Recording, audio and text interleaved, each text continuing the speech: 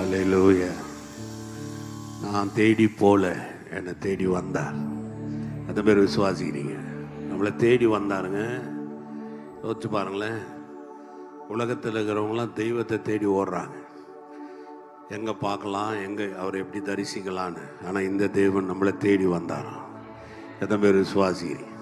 வானாதி வானங்களை துறந்து வேதம் சொல்லுது, மனித சாயலானார், அடிமையின் ரூபம் எடுத்தாராம்.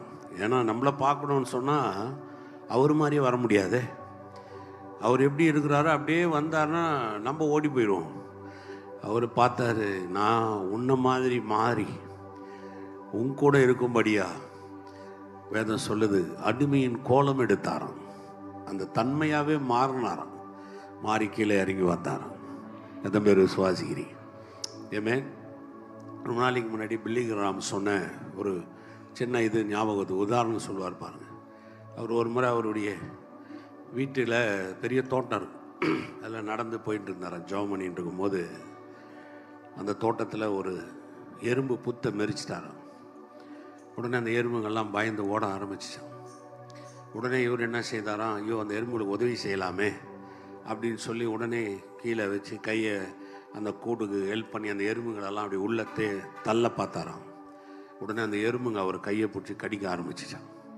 உடனே ஒதிரிட்டு திரும்ப ட்ரை பண்ணார், திருப்பி கடிக்க ஆரம்பிச்சிதான். அப்போ தான், என்னடா அது உதவி தானே செய்கிறோம், நான் உதவி செஞ்சாவே அதுக்கு தெரியலையே எனக்கு கடிக்குதேன்.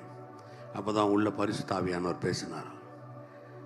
அவரை பார்த்து, பில்லிகிராம், நீ எறும்பாக மாறி எறும்புக்கு உதவி செய்யலாமே தவிர நீ மனிதனாக இருந்து அந்த எறும்புக்கு உதவி செய்ய முடியாது.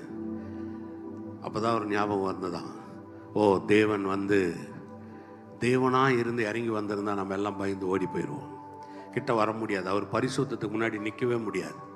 ஏன்னா ஏசாயா தீர்க்க தரிசி அதை பார்த்துட்டு அப்படியே கத்துறான், ஐயோ நான் செத்தேன்றான், நான் அசுத்த உதடு உள்ளவனானேன், பயப்பட்டான். அப்படியே பாருங்க, அந்த பரிசுத்தத்தை இங்கேருந்து பார்த்த உடனே அவர் பரிசுத்தர் பரிசுத்தர்னு கத்தனான். கத்தர் பார்த்தார் பாருங்க, எல்லாவற்றையும் துறந்து அவர் நமக்காக மனிதனாக இறங்கி வந்தார். அதனால தான் இந்த தெய்வத்தை நமக்கு புரியுது. என்ன தேடி வர ஒருத்தர் இருக்கிறார். எது மாதிரி விசுவாசிக்கிறீங்க? பக்கத்தில் சொல்லுங்க, உங்களை தேடி வந்த ஒரு தெய்வம் இருக்கிறார்.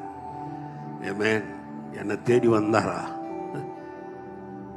அவர் தான் நம்முடைய கர்த்தராகிய இயேசு கிறிஸ்து. அல்லேலூயா. கர்த்தரை